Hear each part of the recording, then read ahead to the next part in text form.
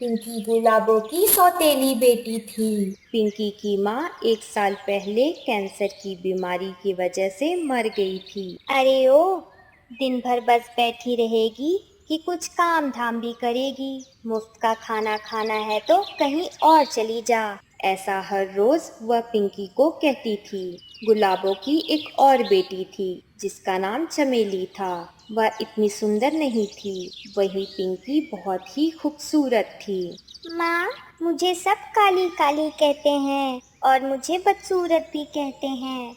और पिंकी की तो सभी तारीफ करते हैं कि वह कितनी ज्यादा खूबसूरत है। अरे नहीं बेटा, बदसूरत तो ये है, तू नहीं।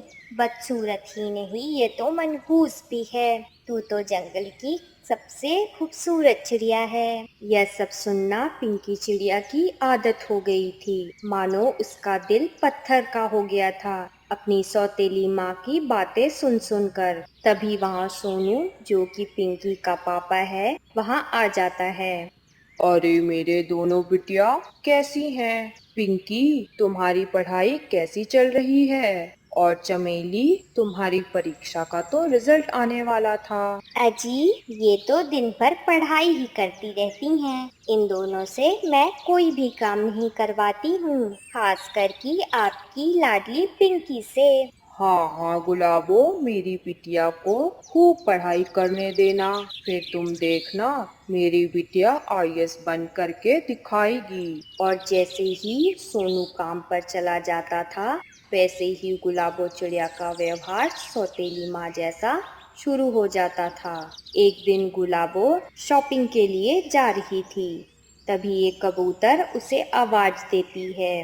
अरे ओ गुलाबो, कहाँ जा रही हो अकेले अकेले? कुछ नहीं, यूं ही मेकअप का सामान लेने जा रही थी। कौन सा मेकअप का प्रोडक्ट यूज करती हो तुम? अरे मैं तो बाजार का सबसे महंगा मेकअप प्रोडक्ट यूज करती हूँ, जो कि मुझे लंबे समय तक खूबसूरत बना के रखता है। वाह, ये तो बढ़िया है। तब तो तुम्हें अपनी बिटिया चमेली को भी मेकअप प्रोडक्ट इस्तेमाल करवाना चाहिए। क्या तुमने कभी गौर किया है कि पिंकी और तुम्हारी बेटी चमेली में जमीन आसमान का अंतर है? पिंकी कितनी खूबसूरत और बुद्धिमान है, बिल्कुल अपने माँ पे गई है। पर चमेली पे तुम्हें थोड़ा ध्यान देना पड़ेगा।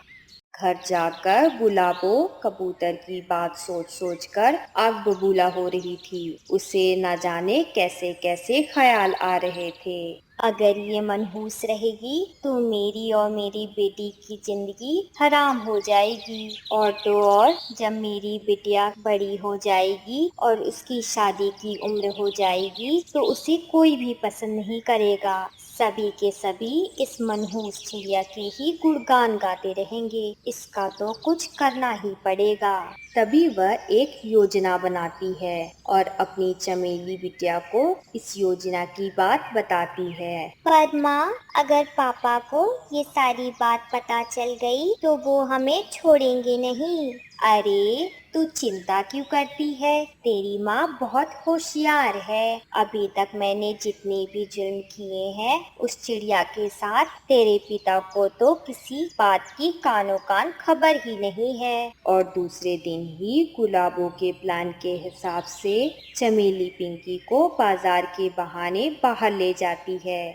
बाजार करने के बाद उड़ते उड़ते वह जंगल से बहुत दूर चले जाते हैं। अरे चमेली, ये हम कहाँ आ गए? ये तो बहुत अजीब सी जगह लग रही है। चलो यहाँ से चलते हैं, वरना माँ बहुत नाराज होंगी। वैसे भी हम बहुत लेट हो चुके हैं। अरे तुम टेंशन क्यों लेती हो दीदी? माँ नहीं नाराज होंगी, माँ को तो सब पता है। अरे मेरा मतलब है कि मैंने माँ को सब पहले से ही बता दिया था कि मैं आते वक्त अपनी सहेली झिलमिल से मिलती हुई आऊंगी। यही मेरी सहेली ने मुझे मिलने को बोला था। तुम यहीं रुको, मैं अपनी सहेली से मिलकर वापस आती हूँ। चमेली ऐसा कहकर वहाँ से चली जाती है। पिंकी उसका काफी देर तक इंतजार करती रहती है। अब धीरे धीरे वो भी समझ जाती है कि ये सब उसकी सौतीली माँ की चाल है। तभी वहाँ से सोनी गुजर रही थी। अरे प्यारी चिड़िया, तुम इस सुनसान जंगल में क्या कर रही हो? इस जंगल के छोर पे बहुत सारे शिकारी पक्षियों का घोंसला है। तुम यहाँ से जल्द चली जाओ। मैं यहाँ से किधर जाऊँ? मेरे तो इस दुनिया में कोई भी नहीं है। मेरी सौतेली माँ तो मुझे बिल्कुल भी पसंद नहीं करती। लेकिन मुझे इस बात का ज्यादा दुख है कि मेरी छोटी बहन भी मुझसे नफरत करती है। कोई बात नहीं चिड़िया, तुम मेरे घर चलो। मेरे घर तुम आराम से रहना। फिर पिंकी सोनी के साथ उसके घर में रहने लगती है और ऐसे ही समय बीत जाता है। एक दिन गुलाबो और चमेली सोनी चिड़िया के घर के पास से गुजर रहे थे। तभी गुलाबो का एक पैर पत्थर में फंस जाता है और वह चीखने लग जाती है। अरे बचाओ रे, कोई तो बचाओ, मैं तो मर ही गई। मेरा पैर तो टूट ही गया। ऐसा देखकर चमेली भी परेशान होकर मदद के लिए चीखने लग जाती है। अरे ये किसकी आवाज है? ये आवाज तो किसी पक्षी की लग रही है और ये आवाज तो पहचानी जैसी भी लग रही है। तभी सोनी और पिंकी वहां उड़ करके जाते हैं और गुलाबों की मदद करते हैं।